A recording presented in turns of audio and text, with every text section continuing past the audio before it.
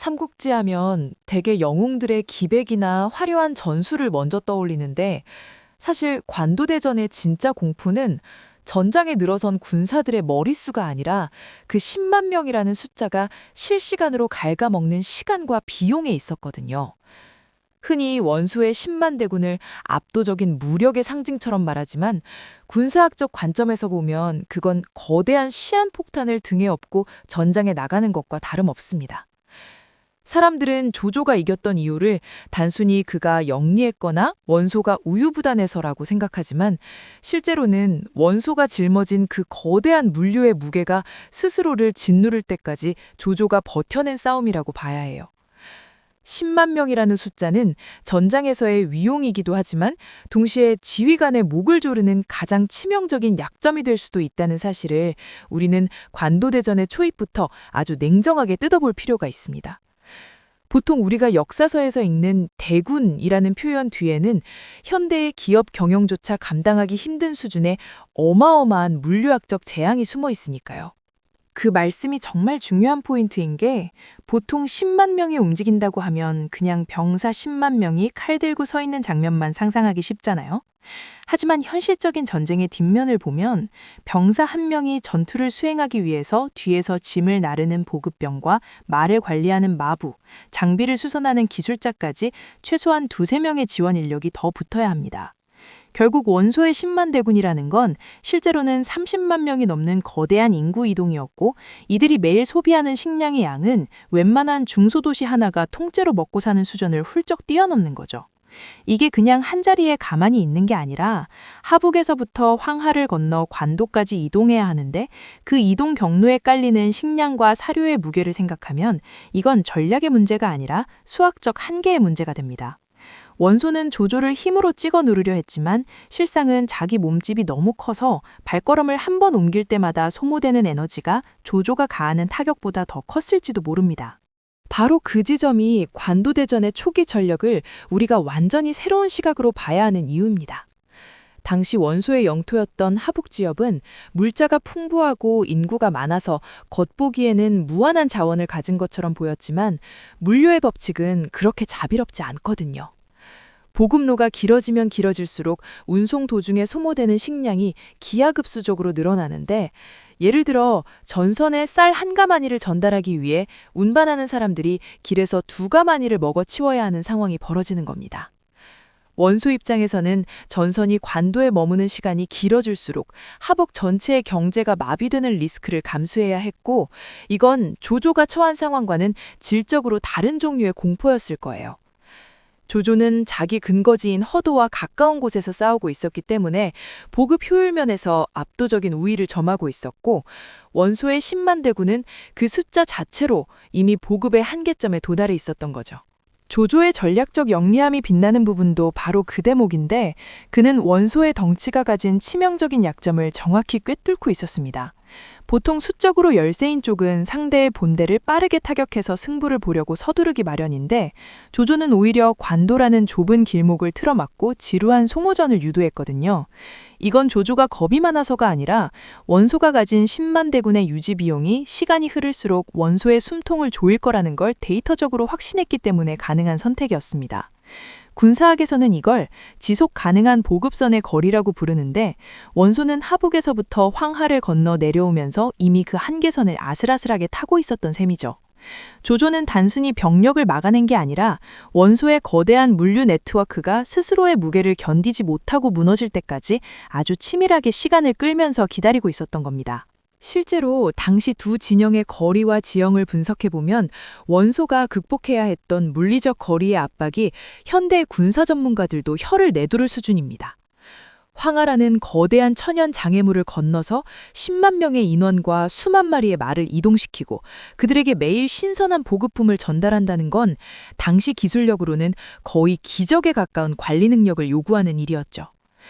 반면 조조는 내부 보급로를 활용해서 상대적으로 짧은 거리에서 물자를 순환시켰기 때문에 원소보다 훨씬 적은 비용으로도 같은 효율의 전투력을 유지할 수 있었습니다.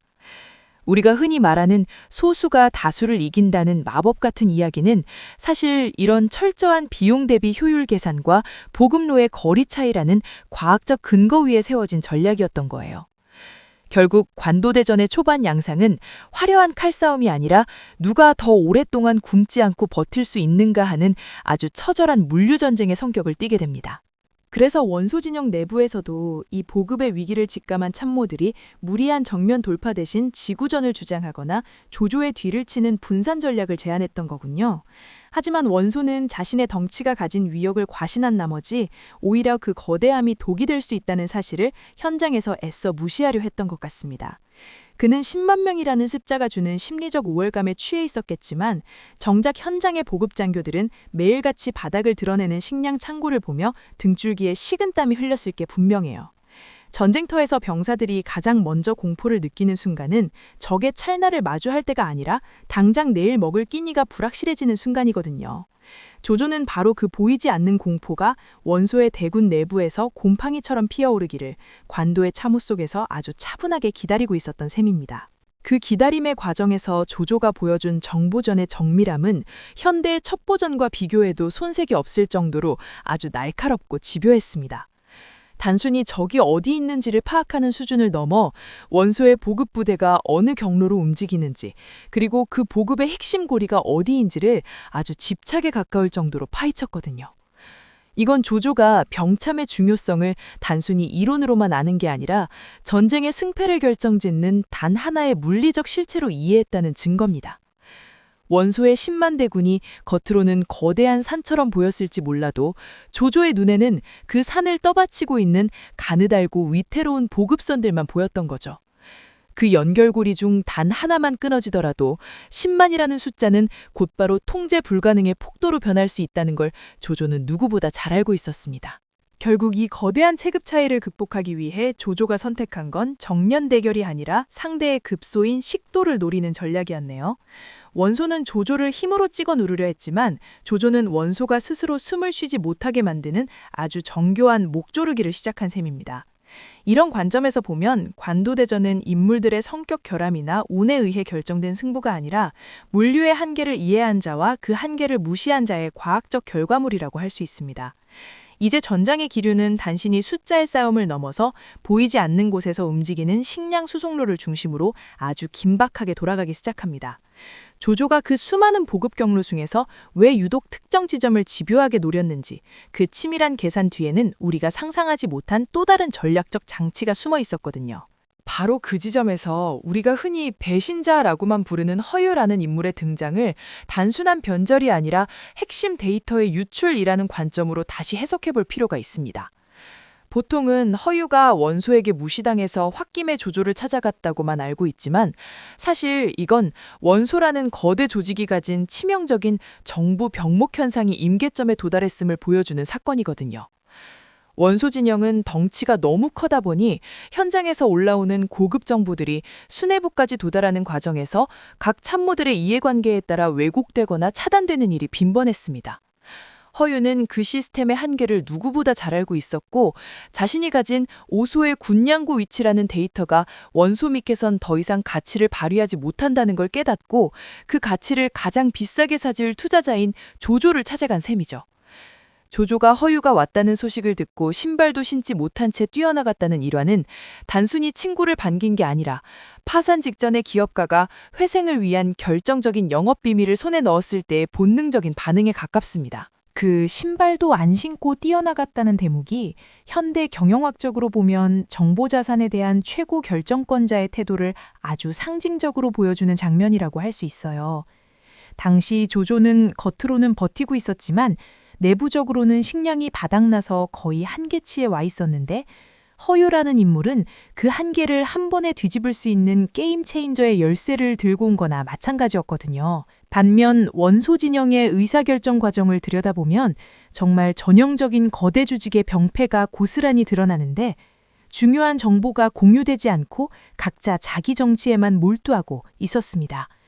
허유가 오소의 수비가 헛수라니지 보급로를 더 강화해야 한다고 건의했을 때도 원소는 그걸 전략적 조언이 아니라 개인의 불평으로 치부해버렸는데 이게 바로 정보 공유의 병목 현상이 조직을 어떻게 망가뜨리는지 보여주는 대목이죠.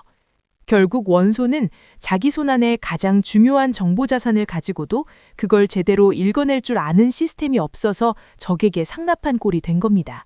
그런 관점에서 보면 조조가 허유를 받아들이고 정보를 검증하는 과정도 굉장히 치밀한 정보 분석의 연속이었다는 점을 주목해야 합니다. 조조는 허유가 가져온 정보를 무조건 믿은 게 아니라 그동안 자신이 수집해온 원소군의 이동 경로와 보급 패턴, 그리고 첩보원들을 통해 확보한 파편화된 데이터들과 허유의 증언을 실시간으로 대조해봤거든요. 이게 무서운 게 조조는 이미 원소군의 보급로 중 어딘가가 취약하다는 가설을 세워놓고 있었고 허유라는 내부자를 통해 그 가설의 마지막 퍼즐 조각을 맞춘 겁니다. 오소라는 지점이 단순한 창고가 아니라 원소군 전체의 물류 네트워크에서 허브 역할을 한다는 걸 확신하는 순간 조조는 자신의 모든 가용 자원을 쥐어짜서 단 한 번의 타격에 올인하기로 결정하죠. 이건 도박이 아니라 철저하게 데이터에 기반한 고수익, 고위험의 투자 전략이었고 그 표적이 바로 원소의 숨통인 오소였습니다. 오소라는 위치가 가진 전략적 의미를 현대 군사학적으로 보면 단순히 쌀을 쌓아둔 곳이 아니라 전체 군대의 에너지 저장소이자 네트워크 허브였다는 점이 핵심입니다.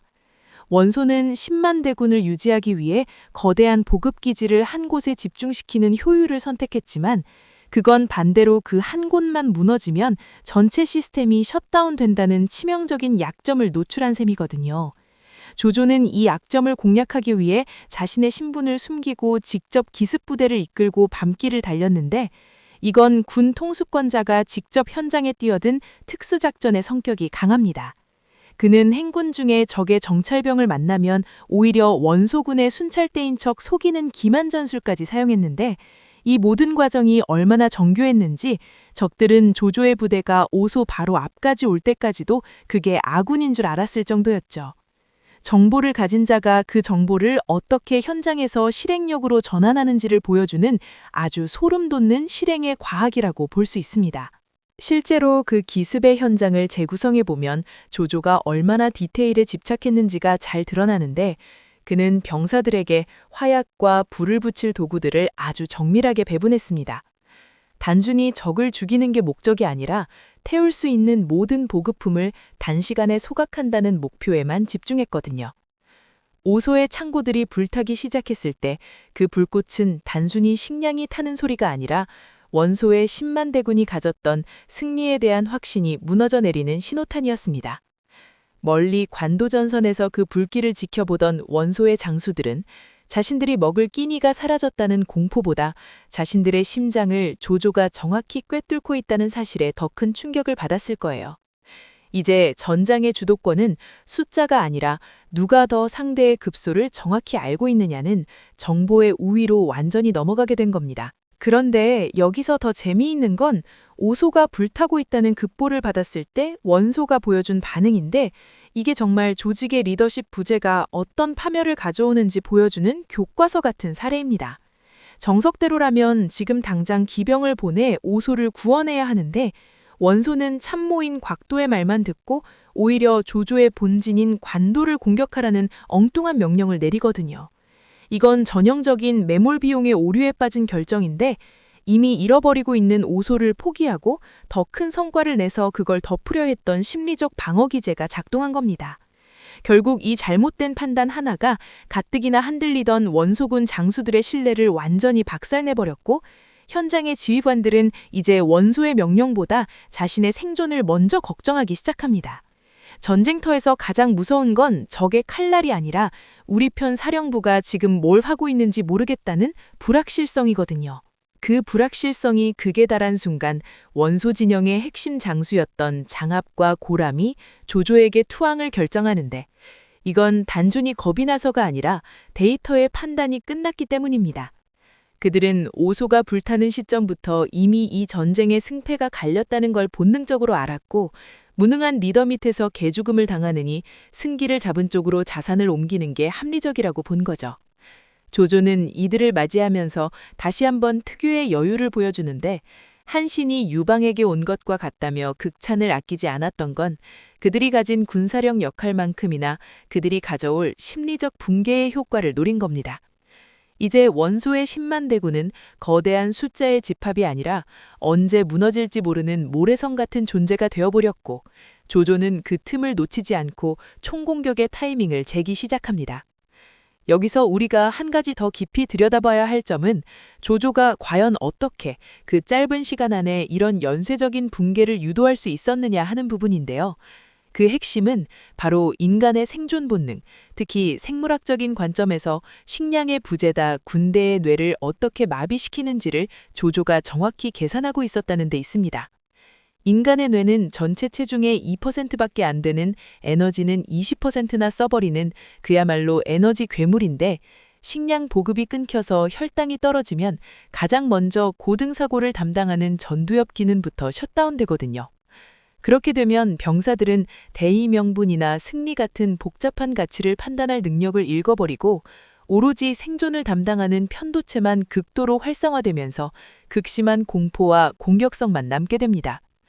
조조는 단순히 적을 배를 골리게 만든 게 아니라 원소군 10만 명의 뇌구조를 공황 상태로 강제 전환시켜버린 거나 다름없어요.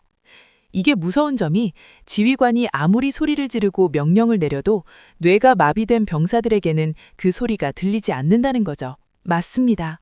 그 메커니즘을 현대 심리학에서는 터널 시야 현상이라고도 부르는데, 극도의 스트레스와 결핍이 오면 인나는 바로 눈앞의 위험 말고는 아무것도 보지 못하게 됩니다. 원소의 병사들은 오소가 불타는 장면을 보면서 이제 자신들이 먹을 쌀이 타는 게 아니라 자신의 생명줄이 타들어가는 시각적 충격을 받은 거예요. 이건 단순히 배고픔의 문제가 아니라 조직의 유기적인 결합을 지탱하던 예측 가능성이 완전히 무너졌다는 걸 의미합니다. 군대라는 거대 조직은 오늘 밥을 먹으면 내일도 싸울 수 있다는 아주 기본적인 신뢰 위에 세워진 시스템인데, 그 시스템의 허브인 오소가 날아가는 순간 시스템 전체에 과부하가 걸리고 도미노처럼 무너지는 거죠. 결국 보급로 차단은 단순히 물류를 막는 게 아니라 군대라는 거대한 유기체의 신경계를 끊어서 뇌와 팔다리가 따로 놀게 만드는 마비 전술이 셈입니다. 그 마비 전술의 하이라이트가 바로 화공이었다는 점에 우리는 더 주목해야 합니다. 불은 단순히 파괴하는 도구가 아니라 자원을 순식간에 소멸시킨다는 특징이 있습니다. 만약 조조가 오소의 식량을 탈취하려 했다면 원소군이 반격할 시간을 벌어줬을지도 모르지만, 조조는 아예 소각을 선택함으로써 회복 가능성을 제로로 만들었거든요. 현대 군사학에서 말하는 비전투 손실 개념으로 보면 이건 적군과 싸워서 이기는 것보다 훨씬 치명적인 타격입니다. 전투로 입는 피해는 치료나 보충이 가능하지만 식량과 화살 같은 기초 자원이 한꺼번에 소각되면 이건 군대라는 엔진에 연료 대신 모래를 쏟아붓는 격이 되거든요. 오소에서 피어오른 그 거대한 불길은 원소군에게 우리는 이제 돌아갈 곳도 버틸 힘도 없다는 절망의 데이터를 실시간으로 전송한 거나 마찬가지였습니다. 그 데이터가 전달되는 속도가 얼마나 빨랐는지 원소군의 지휘체계는 그야말로 광속으로 붕괴하기 시작합니다. 보통 대규모 군대라면 물자가 부족할 때를 대비한 예비 보급책이 있어야 하는데, 원소는 자신의 압도적인 숫자에 취해서 효율성이라는 덫에 빠져 있었거든요. 모든 물자를 오소라는 한 바구니에 담아두는 바람에 그 바구니가 깨지자마자 10만 대군의 보급망 전체에 데드락 상태가 걸려버린 겁니다. 이렇게 되면 병사들은 이제 적군인 조조군보다 내 옆에 있는 아군이 내 몫의 식량을 뺏어막을 경쟁자로 보이기 시작하는 끔찍한 심리적 변이가 일어납니다. 조직을 하나로 묶어주던 결속력이 증발하고 각자 도생의 본능만 남은 상태에서 조조가 총공격을 퍼부었으니 이건 사실 전쟁이라기보다는 거대한 붕괴 현상에 가까웠을 거예요. 실제로 그 붕괴의 과정을 지켜보면 조조는 병사들이 겪는 그 심리적 허정을 정말 잔인할 정도로 잘 이용했다는 걸 알 수 있습니다. 오소를 습격하고 돌아오는 길에 조조는 포로들의 코를 베거나 귀를 잘라서 돌려보내는 공포 마케팅을 병행했는데, 이건 굶주림으로 지친 적군에게 심리적인 쐐기를 박는 행위였거든요. 공포는 전염성이 강해서 한 명의 병사가 느끼는 절망이 옆 사람에게 전달되고 그것이 부대 전체로 퍼지는 데는 그리 오랜 시간이 걸리지 않습니다. 결국 원소의 장수들이 투항하고 병사들이 무기를 버린 건 조조의 칼날이 무서워서라기보다 이미 자신들의 내부에서 시작된 시스템의 정지를 감당할 수 없었기 때문이죠. 하지만 우리가 여기서 정말 궁금해해야 할 지점은 조조는 도대체 어떻게 그 절체절명의 위기 속에서 이런 대담한 도박을 성공시킬 수 있었느냐는 겁니다. 그 질문에 대한 답을 찾으려면 조조가 단순히 전쟁만 잘하는 무장이 아니라 인간의 욕망과 재능을 어떻게 도구화했는지를 들여다봐야 합니다. 조조는 전쟁터에서 승리하는 법만큼이나 사람을 부리고 그들의 잠재력을 끌어내는 인적 자원 관리의 천재였거든요. 원소의 10만 대군이 붕괴한 근본적인 원인 중 하나도 결국 인재들을 적재적소에 쓰지 못하고 서로 시기하게 만든 원소의 리더십 실패에 있었다는 걸 부정할 수 없습니다. 반면 조조는 출신이나 과거를 따지지 않고 오직 그 사람이 가진 기능과 능력에만 집중해서 판을 짰는데 이게 관도대전의 보급전만큼이나 중요한 승부처였습니다. 오소기습이라는 무모해 보이는 작전에 조조의 핵심 인재들이 목숨을 걸고 뛰어들 수 있었던 건 조조가 평소에 구축해놓은 파격적인 능력주의 시스템이 있었기에 가능했던 일이거든요. 그 파격적인 능력주의가 결국 조직의 유연성으로 이어진 건데 사실 원소의 10만 대군이 가진 가장 큰 약점은 그 거대한 덩치 자체가 아니라 그 덩치를 지탱하기 위해 만들어진 비대하고 경직된 시스템이었거든요. 현대 비즈니스 관점에서 보면 원소의 군대는 소통 비용이 너무 많이 드는 전형적인 공룡 기업이었고 조조의 군대는 핵심 역량의 자원을 집중하고 상황에 따라 기민하게 움직이는 하이테크 스타트업 같은 구조였습니다. 원소가 모든 보급품을 오소라는 거대한 물류 허브 하나에 몰아넣은 건 관리의 편의성이라는 효율만 따지다가 단일 장애점, 즉 싱글 포인트 오브 페일러를 스스로 만들어버린 셈이죠. 반면 조조는 자신의 군대가 가진 자원이 턱없이 부족하다는 걸 인정하고 그 부족함을 정보의 속도와 의사결정의 유연함으로 메꾸는 최적화 전략을 선택했습니다. 이게 단순히 전쟁 이야기를 넘어서 우리가 오늘날 무한 경쟁 시대에서 한정된 자원을 어떻게 배분해야 승리할 수 있는지에 대한 아주 정교한 최적화 알고리즘을 보여주고 있는 겁니다. 맞아요. 조조가 보여준 그 최적화의 핵심은 결국 선택과 집중인데 사실 많은 사람이 오해하는 게 보급의 과학이라고 하면 단순히 쌀을 많이 쌓아두는 거라고만 생각하거든요. 하지만 관도대전에서 조조가 증명한 건 보급의 핵심은 양이 아니라 흐름과 타이밍이라는 사실을 정확히 꿰뚫고 있었다는 점입니다. 원소는 10만 명을 먹이기 위해 그 거대한 보급로를 유지하느라 전체 에너지의 상당 부분을 시스템 유지에만 써버렸는데 이건 현대 경영에서 말하는 운영 효율성의 한정에 빠진 거나 다름없어요.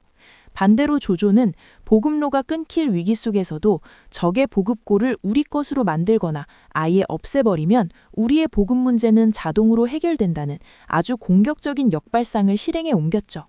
이건 현대 군사 전략에서 말하는 기동보급이나 현지 조달의 개념을 넘어선 적의 자원을 나의 전략적 자산으로 치환해버리는 고도의 수싸움이었습니다. 그 수싸움의 기저에는 자원 최적화라는 수학적 원리가 깔려 있는데 조조는 자신이 가진 패가 적을수록 그 패를 던지는 타이밍의 가치가 기하급수적으로 올라간다는 걸 알고 있었던 것 같아요.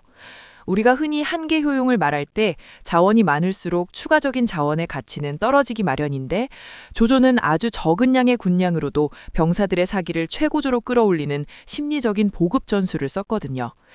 예를 들어 군량이 떨어져 갈 때 조조가 직접 병사들과 같은 솥밥을 먹으며 고통을 분담한 건 물리적인 칼로리 보충보다 훨씬 강력한 심리적 에너지를 공급한 행위였습니다. 데이터로만 보면 조조는 벌써 졌어야 마땅한 상황이었지만 그는 보이지 않는 자원인 신뢰와 절박함을 계산기에 넣고 돌려서 원소의 10만 대군이라는 숫자를 무력화시킨 거죠. 이런 면에서 보면 관도대전은 단순히 병법의 대결이 아니라 눈에 보이는 물리적 자원과 눈에 보이지 않는 심리적 자원을 결합해 최적의 결과값을 도출해낸 응용과학이었다고 평가할 수 있습니다. 그 응용과학의 결정체가 바로 오소기습이었고 이건 현대 공급망 관리인 SCM 관점에서 봐도 정말 소름 끼치는 전략적 타격이었죠. 원소의 보급 시스템은 거대한 파이프라인 같아서 한 곳만 막혀도 전체가 멈추는 구조였던 반면 조조는 애초에 파이프라인이 없으니 직접 우물을 파거나 적의 물통을 뺏은 식으로 생존 방식을 다각화했거든요. 이게 현대 기업들이 그토록 강조하는 회복 탄력성, 즉 리질리언스의 차이인데 원소처럼 너무 완벽하고 거대한 시스템은 작은 균열 하나에도 전체가 무너지는 취약성을 내포하게 됩니다. 결국 관도대전의 승패는 누가 더 많은 쌀을 가졌느냐가 아니라 누가 더 변화하는 전황에 맞춰 자신의 시스템을 빠르게 재개설할 수 있느냐에서 갈린 거예요. 조조는 전징이라는 혼돈 상태에서 발생하는 수많은 변수를 고정된 계획이 아니라 유연한 대응 시나리오로 풀어냈다는 점에서 시대를 앞서간 전략가였다고 볼 수 있습니다. 결국 우리가 관도대전이라는 역사의 페이지에서 읽어내야 할 진짜 교훈은 소수가 다수를 이기는 비결은 단순히 운이 좋아서가 아니라 철저하게 계산된 비대칭 전술에 있다는 점일 겁니다. 조조는 적의 강점인 숫자를 오히려 적의 발목을 잡는 짐으로 변모시켰고 자신의 약점인 부족함을 기민함이라는 무기로 치환하는 데 성공했거든요. 이건 오늘날 자본력이 부족한 중소기업이 거대 기업과 싸울 때 혹은 개인이 거대한 시스템에 맞설 때 반드시 참고해야 할 생존의 기술이기도 합니다. 물리적인 자원의 양에 매몰되지 않고 시스템의 급소를 찾아내어 자원을 집중시키는 그 통찰력은 시공간을 초월해 우리가 조조라는 인물을 끊임없이 분석하게 만드는 이유겠죠. 관도대전은 끝났지만 그 현장에서 조조가 보여준 보급의 과학과 최적화의 원리는 지금 이 순간에도 수많은 비즈니스 현장과 전략가들의 머릿속에서 살아 움직이고 있습니다. 그렇습니다. 결국 전쟁은 총칼로만 하는 게 아니라 보이지 않는 선들의 연결과 그 연결을 끊어내는 지혜의 싸움이라는 걸 관도대전이 증명해 준 셈이죠. 원소의 10만 대군이 허무하게 무너진 그 자리에는 단순히 한 영웅의 승리가 남은 게 아니라 유연한 조직이 경직된 거대 조직을 어떻게 압도하는가에 대한 명확한 데이터가 남았습니다. 우리가 삼국지를 읽으며 조조의 승리에 전율하는 이유도 아마 우리 내면에 있는 다윗이 골리앗을 이길 수 있다는 그 논리적인 희망을 조조가 증명해줬기 때문일지도 몰라요. 보급로가 끊기고 군량이 바닥난 절망적인 상황에서도 끝내 승기를 잡아챈 조조의 그 치밀함은 오늘을 사는 우리에게도 조건이 나빠서 안 된다는 핑계 대신 어떻게 최적화할 것인가 라는 질문을 던집니다. 관도라는 그 좁은 전장에서 일어난 이 거대한 병참의 과학은 그렇게 시대를 넘어 우리에게 가장 강력한 전략적 영감을 전해주고 있습니다.